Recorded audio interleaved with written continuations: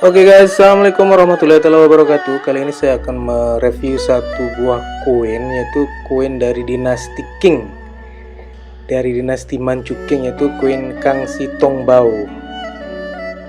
Mengacu pada sebuah prasasti yang digunakan pada koin uang tunai era dinasti Qing ini, yang diproduksi di bawah pemerintahan kekaisaran Kaisar Kangxi. Di bawah Kaisar Kangxi, berat dan standar koin khas Kuningan berubah beberapa kali dan sistem bimetalik koin dinasti Qing didirikan. Saat ini koin tunai Kangxi Tongbao biasanya digunakan sebagai jimat, dan jimat di mana berbagai bentuk tahayul telah berkembang di sekitar tanda min dan kaligrafinya. Keren ya. Jadi komposisi koin ini adalah paduan tembaga hingga menjadi kuningan. Tahun pencetakannya itu tahun 1661 sampai dengan 1722 pada zaman dinasti Qing di Tiongkok ya. Karakteristik penting adalah bahwa tepi luar koin tunai Kangxi Tongbao di kedua sisi koin cenderung cukup lebar. Berbeda dengan lubang tengah persegi dari koin Pangchuan, terlepas dari dua permen di ibu kota Beijing yang dioperasikan oleh pemerintah pusat, ada permen yang beroperasi di sebagian besar provinsi di dinasti Qing dan bahkan di dua provinsi. Namun ini hanya kadang-kadang dibuka dan banyak yang terpaksa ditutup, kemudian dibuka kembali dan di berbagai waktu selama periode Kangxi. Di latar belakangnya adalah setelah Manchu menduduki Beijing pada tahun 1644, pemerintah dinasti Qing memulai produksi koin tunai Sunji Tongbao yang meniru model koin tunai Huichang Kaiyuan Tongbao dari dinasti Tang dan Dazong Tongbao dan Hongwu Tongbao dari dinasti Ming awal. Seperti koin tunai ini, Sunji Tongbao menggunakan tanda min dalam bentuk karakter Cina tunggal di sisi belakang koin untuk menunjukkan asal mereka. Tipe lain dari Sunji Tongbao juga dibuat dengan total 5 tipe berbeda. Di bawah Kaisar Kangxi,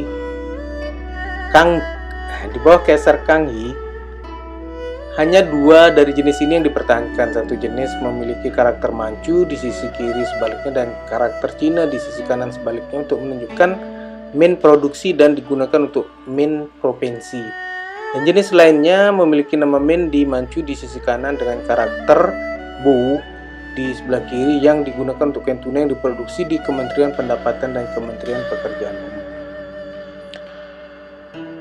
Terus pada tahun Kangxi 1 atau tahun Masehi 1662, semua permen provinsi dinasti Qing ditutup kecuali Jiangning Min. Sementara itu di Kangxi 5 atau tahun 1667, semua percetakan provinsi akan dibuka kembali, tapi 3 tahun kemudian banyak dari mereka akan tutup karena harga tembaga yang tinggi di Cina pada saat itu. Guangzhou Min di Guangdong mulai melemparkan koin tunai Kangxi Tongbao dengan berat 1,4 maci atau dengan satu gada sama dengan 3,73 gram. Pada tahun Kangxi 7 tahun 1668 Masehi yang lebih berat daripada di banyak provinsi lain. Mereka yang bertanggung jawab atas pengangkutan tembaga jarang membuat permen tepat waktu. Dan sementara harga tembaga naik setiap hari, Kementerian Pendapatan masih mempertahankan nilai tukar tetap antara tembaga dan perak yang menyebabkan banyak permen provinsi cepat kehilangan uang. Sementara pada kertas mereka masih menguntungkan. Di sebuah min didirikan di Tainan, Taiwan pada tahun 1689, tapi tidak menghasilkan banyak koin tunai dan ditutup pada tahun 1692. Karena alasan inilah koin Kangxi Tongbao Taiwan cenderung sangat langka saat ini. Koin tunai Kangxi Tongbao yang diproduksi di Provinsi Yunnan berwarna sangat kemerahan. Setidaknya ada 7 permen berbeda yang ada di Provinsi Yunnan selama periode Kangxi. Setelah Gubernur Yunnan dan Guizhou mengetahui bahwa ada begitu banyak koin tunai kuningan yang diproduksi oleh Yunnan Mint, pasokan tinggi koin tunai kuningan telah menyebabkan harga koin tunai relatif terhadap perak turun. Pemerintah baru membayar 30% koin tunai, bukan perak sebagai gaji militer. Hal ini terbukti sangat merepotkan para prajurit, karena hal ini kemudian menyebabkan timbulnya keributan dalam militer. Ini sejarahnya guys. Setelah Gubernur provinsi-provinsi ini mengatasi masalah tersebut, ia mendesak pemerintah untuk menghentikan produksi koin tunai di Provinsi Yunnan dan membayar para prajurit secara eksklusif dengan perak. Semua pencetak uang Yunan kemudian ditutup pada tahun Kangxi 28 yaitu tahun 1689 Masehi, antara tahun 1674 sampai dengan 1681. Selama pemberontakan 3 perseteruan, Provinsi Yunan berada di tangan pemberontak Wung Sangwi dan kemudian cucunya Wu Shifan yang melemparkan koin uangnya sendiri dengan tulisan mereka sendiri. Koin tunai ini tidak menggunakan tanda min yang sama dengan Kangxi Tongbao. Pada tahun 1684, rasio tembaga dan seng dalam paduan di koin tunai Kangxi Tongbao dikurangi dari 70% menjadi 60%, sementara berat standar diturunkan menjadi 1 kian lagi dan dikenal sebagai Zongqian. Sedangkan pemerintah pusat permen di Beijing mulai memproduksi koin tunai dengan berat 0,7 kian yang dikenal sebagai Xiaoqian atau Qingqian. Kangxi Tongbao secara resmi diperbaiki terhadap perak dengan rasio 1000 Zongqian per tile perak dalam upaya untuk membangun sistem bimetalik. Xiaoqian hanya berharga 0,7 tile perak per untaian 1000 koin yang sama dengan 14,3 Xiaoqian per fen perak. Namun pada pertengahan abad ke-18, Xiaoqian menghilang dari peredaran. Pada tahun 1702, semua permen provinsi ditutup lagi karena keadaan yang disebutkan di atas. Di bawah koin tunai Kaisar Kangxi dengan tulisan Kangxi Tongbao diproduksi dengan karakter Cina dan karakter Manchu.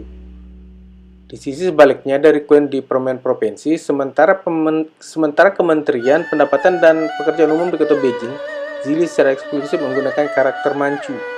Jadi kalian bisa membedakan nanti di karakter-karakternya itu sendiri.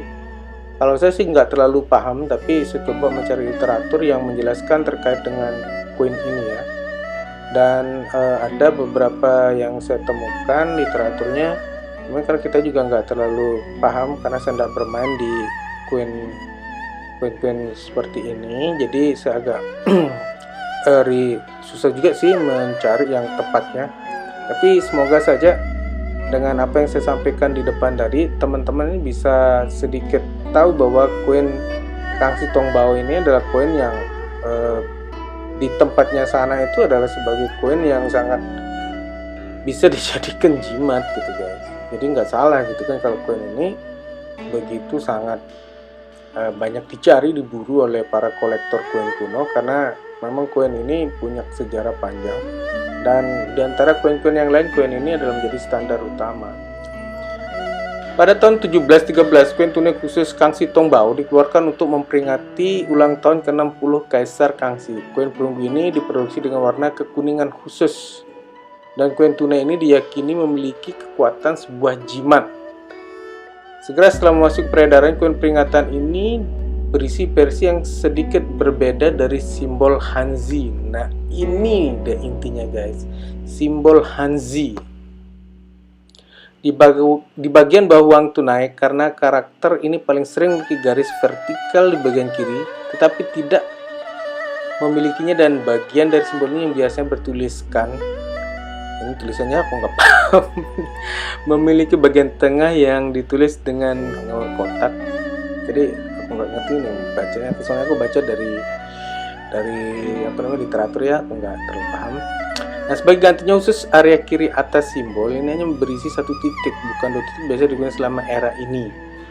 Beberapa mitos dikaitkan dengan koin ini selama 300 tahun berikutnya sejak koin tersebut dilemparkan, seperti mitos bahwa koin tersebut dilemparkan dari patung emas atau kuningan cair dari 18 murid Buddha yang mendapatkan koin ini. Julukan koin Lohan dan Arhat karena Kaisar Kangxi sangat dekat dengan misionaris Kristen dan mengembangkan penghinaan terhadap agama Buddha. Wah, pantas koin ini begitu kontroversi ya. Koin peringatan Kangxi Tongbao ini diberikan kepada anak-anak sebagai Yasuikian selama tahun baru Imlek. Beberapa wanita memakainya mirip dengan bagaimana cincin pertunangan dikenakan hari ini, dan di pedesaan Sanghi, para pria muda menggunakan Kangxi Tongbao khusus ini. Bau koin tunai di antara gigi mereka seperti orang-orang dari kota memiliki gigi emas. Wow. Terlepas dari mitos seputar koin ini terbuat dari paduan tembaga dan tidak mengandung emas, tapi tidak jarang orang meningkatkan koin dengan daun emas. Menurut David Hartil, mitos ini pertama kali dilaporkan sekitar tahun 1851 di Cina dan menghubungkannya dengan cerita serupa yang beredar tentang koin tunai Bun Kan E Suho dari Jepang pada saat itu. Pesona Kangxi Tongbao dan koin puisi ini, guys. Koin puisi Tiongkok adalah koin tunai Tiongkok yang dicetak di bawah Kaisar Kangxi, Kaisar Manchu yang terkenal dengan keterampilan puisi Tiongkok dan menulis karya ilustrasi, membajak dan menenun. Pada tahun 1696 di bawah Kaisar Kangxi, 23 permen yang dioperasikan pada berbagai waktu dengan banyak penutupan dan pembukaan kembali. Koin yang diproduksi di bawah Kaisar Kangxi semuanya memiliki prasasti di depan Kangxi Tongbao. Karena nama Kangxi terdiri dari karakter yang berarti kesehatan dan kesejahteraan, koin uang tunai Kangxi Tongbao sudah dipandang memiliki properti yang menguntungkan oleh orang Cina. Karena koin tunai Kangxi Tongbao diproduksi di berbagai permen. Beberapa orang menempatkan koin ini bersama-sama untuk membentuk puisi, meskipun banyak dari puisi ini tidak memiliki makna apapun. Mereka disusun sesuai dengan aturan puisi Tiongkok klasik. Koin-koin ini selalu disatukan untuk membentuk puisi-puisi berikut. Iya ya, nanti tak tampilin deh gambar puisinya ya, biar kalian tahu. Jadi puisi ini disusun oleh seorang kolektor koin swasta Tiongkok menggunakan tanda min yang berbeda untuk membentuk jenis puisi Tiongkok selama periode Qianlong, dan sekarang telah menjadi target koleksi favorit bagi banyak kolektor koin di Tiongkok Daratan dan Taiwan. Menurut tahyul Tiongkok kuno, pesona yang dirangkai dari 20 koin yang juga dikenal sebagai set koin hanya berfungsi jika semua koin itu asli, dan ini dapat diuji dengan menempatkannya di atas kandang ayam, dan jika ayam jantan melakukannya tidak berkokok di pagi hari karena membawa 20 koin bersama-sama dipandang kurang nyaman. Jimat baru sedang diproduksi dan yang memiliki 10 dari 20 tanda min di setiap sisi koin. Tidak seperti koin tunai sebenarnya yang didasarkan pada jimat ini, cenderung memiliki lubang bundar di tengah dan juga berbentuk bulat. Terkadang mereka dicat merah karena warna merah dianggap menguntungkan dalam budaya Tiongkok. Kadang-kadang koin-koin ini memiliki prasasti di depan yang mengharapkan keuntungan, dan 20 tanda min di sebaliknya. Prasasti ini meliputi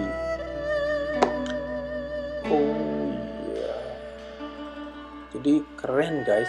Di koin ini bisa dirangkai menjadi sebuah puisi yang punya makna tersendiri dan artinya memang untuk kesejahteraan dan hoki ya koin ini. Jadi saya bacakan saja ya sederhananya. Jadi semoga emas dan juga memenuhi aula Anda.